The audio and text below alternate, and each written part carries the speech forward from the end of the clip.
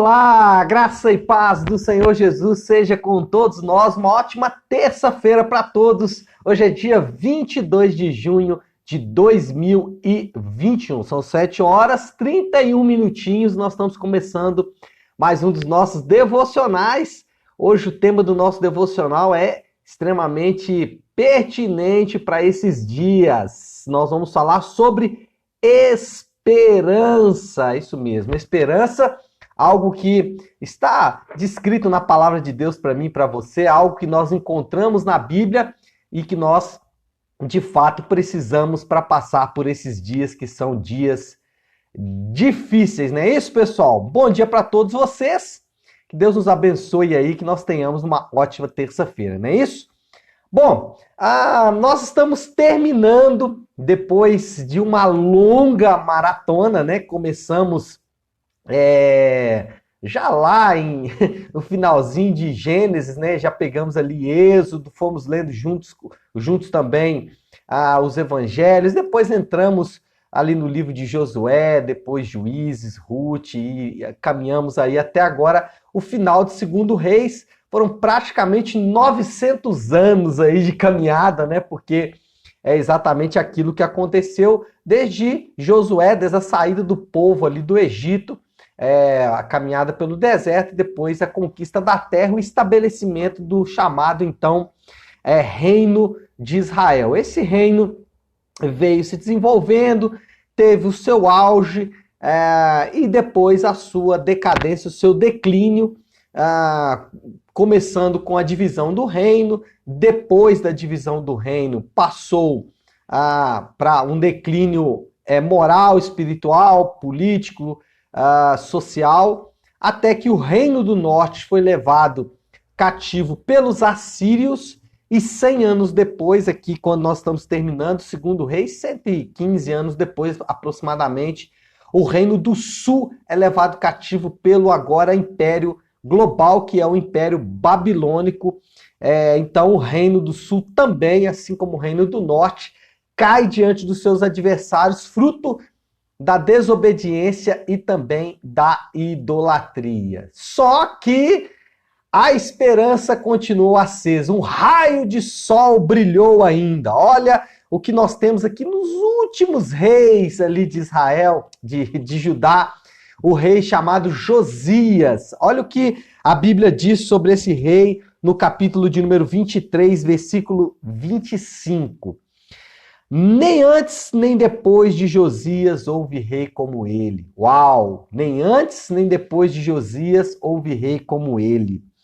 Que se voltasse para o Senhor de todo o coração, de toda a alma e de todas as suas forças, de acordo com a lei de Moisés.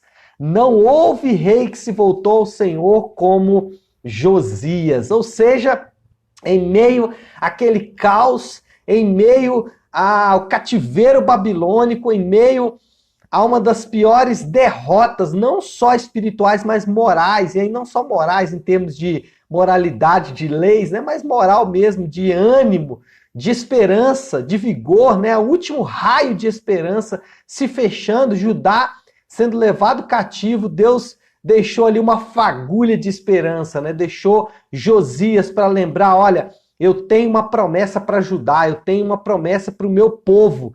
O meu povo que me desobedeceu e que foi levado cativo, esse povo ainda vai ver a minha glória. Por isso eu estou até com a camisa aqui hoje. Por quê? Porque diante de todo esse caos, uma fagulha de esperança ficou acesa, né? O leão da tribo de Judá ainda irá se levantar. Olha só os últimos versículos do livro de 2 Reis. Como eu disse, diante desse caos, né, Deus deixa aqui uma fagulha de esperança acesa. Olha o versículo de número 28, do capítulo de número 25, o último versículo, aí, os últimos versículos aí da nossa maratona de hoje, né? Ele o tratou com bondade e deu lugar honrado entre os outros reis que estavam com ele na Babilônia. Assim Joaquim deixou as suas vestes na prisão e pelo resto de sua vida comeu da mesa do rei. Ou seja, Deus deixou acesa ali uma esperança. Deus falou, olha, ainda que tudo que vocês estão vivendo, ainda que tudo que vocês estão passando demonstra que vocês não deveriam ter esperança, já que agora vão ser levados cativos depois de conquistarem a terra com tanto sufoco. Vocês vão ser levados cativos, mas eu quero deixar uma fagulha de esperança acesa. Vocês ainda podem confiar na minha promessa. Bom, quando a gente deixa, né, essa história aí um pouco de lado e tenta aplicar ela aos nossos dias, quando olhamos para a nossa sociedade, quando olhamos para a nossa existência, quando olhamos para o mundo ao nosso redor, nós percebemos que vivemos um mundo sem esperança. Nós vivemos um mundo onde as pessoas, de fato, elas estão literalmente vivendo a vida, deixando a vida levar porque elas não têm qualquer esperança de futuro. Os políticos não representam esperança, o dinheiro não representa esperança, não há esperança de saúde, não há esperança de uma família, não há esperança de uma igreja, não há esperança de uma comunidade. Cada vez mais estamos afastados, cada vez mais as pessoas estão vivendo em um mundo digital, em um mundo sozinho, em um mundo solitário. E nós, ao olharmos para esse mundo, é como o mundo que viveu ali os moradores de Judá, né? Completamente sem esperança. Mas assim como para Judá, Deus deixou uma fagulha de esperança, Deus sempre deixou para mim e para você a sua palavra de esperança. Deus deixou um sinal de esperança para mim e para você. E a nossa esperança é o leão da tribo de Judá. A nossa esperança não é uma esperança sem sentido, não é uma esperança vazia. Nossa esperança é uma promessa de Deus. Eu sempre vou manter um rei em Judá. E essa promessa se cumpre em Jesus. Então, diferentemente das pessoas que estão ao nosso redor, diferentemente das pessoas que estão vivendo sem esperança, nós temos uma esperança. Por quê? Porque o povo de Deus é o povo da esperança. A esperança, como o próprio texto bíblico diz, depois você pode ler em Romanos capítulo 5, a Bíblia diz que a esperança não confunde. Deus derrama o seu amor em nosso coração pelo Espírito Santo. Olha isso. A esperança não confunde. Deus derrama o seu amor através do Espírito Santo em nosso coração. É o que Paulo fala em Romanos 5. Nós fomos criados por Deus e quando criados perdemos o mundo que Deus nos criou, o mundo que Deus criou para que pudéssemos viver lá no Gênesis capítulo 3, mas ele não nos deixou sem esperança. Ele disse já naquele primeiro dia, ele disse já naquele momento da queda, olha, eu vou enviar o descendente da mulher e ele pisará a cabeça da serpente, ele vai acabar com o poder dessa maldição. E desde então, desde esse dia, as pessoas vinham esperando, né? Olha a esperança. Vinham esperando o cumprimento dessa promessa. Quando Eva tem o seu primeiro filho, ela fala, né? Porque do Senhor adquiri um varão, porque do Senhor a minha esperança chegou. Abraão, quando nasce Isaac, o que ele pensa? A esperança chegou, a minha esperança, a esperança do meu livramento chegou. E quando Moisés surge, o povo de Israel fala, é a nossa esperança. Quando Davi assume o trono, eles falam, essa nossa esperança, a nossa esperança chegou. Ou seja, desde que Gênesis 3, Deus deu aquela palavra, sempre fomos pautados pela esperança, até que Jesus veio. E aí Jesus é o cumprimento dessa esperança. Então, anote isso, o povo de Deus é o povo da esperança. O povo de Deus é aqueles que têm em seu DNA, através do Espírito Santo, que é colocado dentro de nós. O povo de Deus é aquele que tem dentro de si mesmo, habitando toda a esperança que as pessoas estão buscando. E aí nós olhamos para a palavra de Deus e essa esperança ela não é sem sentido. Essa esperança ela não é uma esperança vazia, não é uma esperança vã. Ela tem denominadores, não é essa palavra que eu queria usar, ela tem leis próprias, ela tem palavras próprias, não é uma esperança sem sentido. Por exemplo, né, eu vou dar um exemplo aqui mais específico. Quando um político é eleito, um presidente, renovam-se as esperanças. Por quê? Porque aquele político deu promessas de que ele cumpriria aquelas suas promessas. Ele deixou promessas e essas promessas nos dão esperança. Agora, quando nós olhamos para a palavra de Deus, a nossa esperança não é vã. Por quê? Porque nós temos uma aliança para confirmar a nossa esperança. A nossa esperança é baseada no sangue derramado do Senhor Jesus. Por isso que a ceia é tão importante. Porque a cada ceia, quando nós pegamos ali o cálice, nós estamos dizendo, olha, a minha esperança é baseada no que ele falou aqui nessa aliança. A minha esperança não é baseada em outra coisa a não ser nas promessas que ele deixou. E assim como as promessas se renovam quando há uma eleição de um político, e aí nós sabemos que esses políticos não vão cumprir as suas promessas, mas ao contrário desses políticos, quando nós tomamos a nossa ceia, por exemplo, ou quando nós lemos a palavra de Deus, a nossa esperança é renovada. Por quê? Porque ali tem promessas que vão se cumprir na minha vida e na sua vida. Nós temos uma aliança para confirmar a nossa confiança. Anote isso. Nossa esperança não é vã. Nós temos a palavra de Deus para confirmar a nossa esperança. Então, olha isso.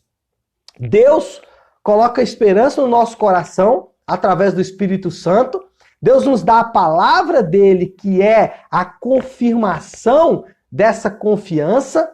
Ele nos dá a palavra dele como esperança dessa confiança. Nós nos firmamos nessas promessas. Nossa esperança de novo é acesa, nossa esperança de novo é avivada. Então, nós não precisamos viver como as pessoas que não têm esperança. Por quê? Porque a nossa esperança é baseada em uma aliança que não pode ser quebrada. A nossa esperança é baseada em uma aliança, em um Deus que não volta atrás, que não abandona as suas promessas. É ou não é glorioso isso, pessoal? Bom, você pode estar dizendo assim, pastor, como isso se aplica na minha própria vida? Eu tenho questões hoje para resolver, eu tenho notícias que não são boas notícias, o senhor falou aí de esperança que não é vã, mas as coisas não estão fáceis para mim, pastor. Como que eu posso viver isso na prática? Como que eu posso praticar isso? Irmãos, eu vou fazer uma pergunta para você que o salmista fez. O que pode abalar os montes de Sião?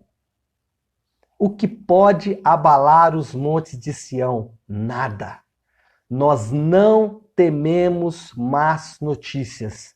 Eu não sei quais são as notícias que podem estar vindo ao seu coração. Eu não sei quais são as notícias que podem estar tirando o seu sono, que podem estar te desanimando, que pode estar te deixando desesperançoso. Mas eu quero dizer para você nessa manhã, renove as suas esperanças.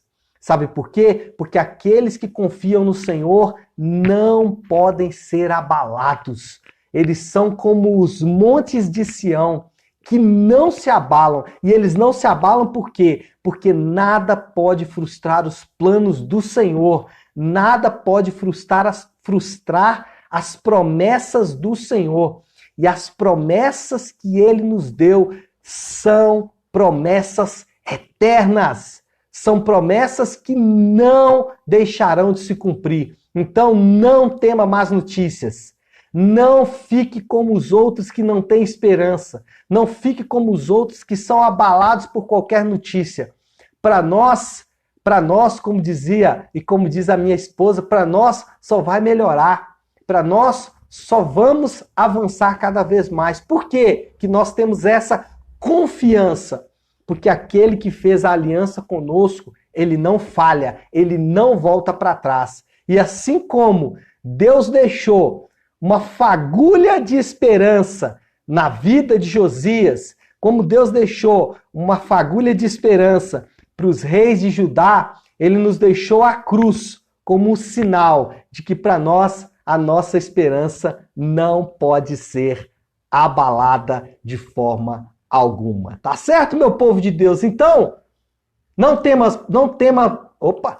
temas más notícias. Não tenha medo de más notícias. Elas não podem nos abalar. Nada pode abalar os montes de Sião. Nada pode frustrar os planos de Deus. Então confie nas promessas de Deus, confie na palavra de Deus, confia naquilo que ele diz nas Escrituras, firma o seu coração no Senhor, firma o seu coração nas promessas de Deus e não temas más notícias, né? Não tenha medo de notícias ruins, porque elas de fato não podem nos abalar. Tá certo, meu povo de Deus? Vamos orar, vamos colocar aí tudo que nós acabamos de falar aqui diante do Senhor. Vamos colocar aí aqueles que estão sem esperança. Vamos orar, né, para as pessoas que estão sem esperança. Vamos falar para elas da esperança que é o Senhor. Vamos falar para elas das promessas do Senhor, né? Porque esse é o nosso papel também. Vamos orar? Se você puder, então, aí, pare aí um pouquinho aquilo que você está fazendo, pare um instante aquilo que você está fazendo e vamos juntos buscar o Senhor em oração. Vamos orar. Senhor nosso Deus, Pai, nós nos achegamos a Ti agora, com essa certeza de que o Senhor é o nosso Pai. E como é bom poder nos dirigir a Ti, Senhor, como nosso Pai, sabendo que pertencemos à Sua família. Sabemos, Pai, que pertencemos ao leão da tribo de Judá. Assim, meu Deus, como o Senhor deixou uma fagulha de esperança para o seu povo, para o reino de Judá, assim como o Senhor deixou uma fagulha de esperança para o seu povo quando eles foram levados cativos. Assim também, Pai, o Senhor deixou a esperança viva em nosso coração através do Espírito Santo. O Senhor deixou, Pai, uma palavra de esperança para todos os seus filhos, para o seu povo na terra. O Senhor deixou um chamado à aliança, Senhor Deus, e nós invocamos essa aliança nessa manhã para que o nosso coração seja inundado, Pai, inundado, Senhor Deus, pela esperança que não confunde. Pai, nós nos aproximamos de Ti agora, Senhor Deus, pedindo primeiro que o Senhor perdoe os nossos pecados, perdoe, Senhor Deus, as nossas falhas, perdoe, Senhor Deus, porque muitas vezes os nossos pecados nos afastam, Senhor Deus, dessa esperança límpida, dessa esperança cristalina, dessa esperança que não pode falhar, que é o Senhor. Mas nessa manhã eu peço, Senhor Deus, que o Senhor limpe os nossos olhos para que possamos enxergar claramente que a nossa esperança não é vã, que a nossa esperança não é vazia, que a nossa esperança, Senhor Deus, não está perdida, mas que nós podemos firmar o nosso coração em Ti, firmar a nossa esperança em Ti, firmar a nossa esperança no Senhor. O que pode abalar os montes de Sião? O que pode abalar os montes de Sião, meu Deus? Nada.